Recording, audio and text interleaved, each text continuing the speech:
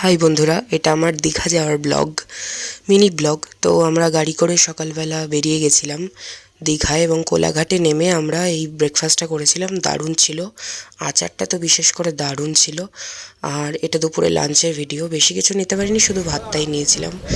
আর তারপরে আমরা একটু সমুদ্রের পাড়ে গেছিলাম।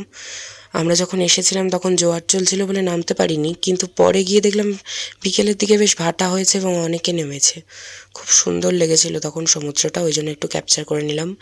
আর বৃষ্টি হয়েছিল, তারপরে দেখি রামধনু উঠেছে বেরিয়ে বিকেলে, এই তো তাই সেটাও গাছটার একটু উপরে দেখ, ক্যাপচার আমার করে ফোনে নিলাম। ক্যামেরা দেখ। আর তারপরে আমরা চলে গেছিলাম নবনির্মিত জগন্নাথ মন্দির। অসাধারণ, পুরো পুরীর মতো এবং ভীষণ সুন্দর কাজগুলো, মানে মন্দিরটা অসাধারণ লাগছে।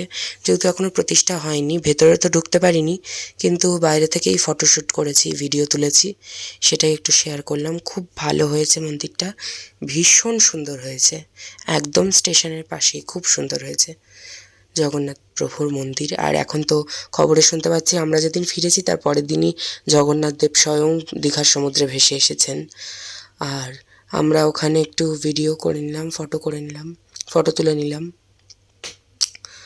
আর এই যে তারপরে সন্ধ্যাবেলা সমুদ্রটা এরকম লাগছিল, আর রাত্রিবেলা আমরা চিকেন আর ভাত খেয়েছিলাম।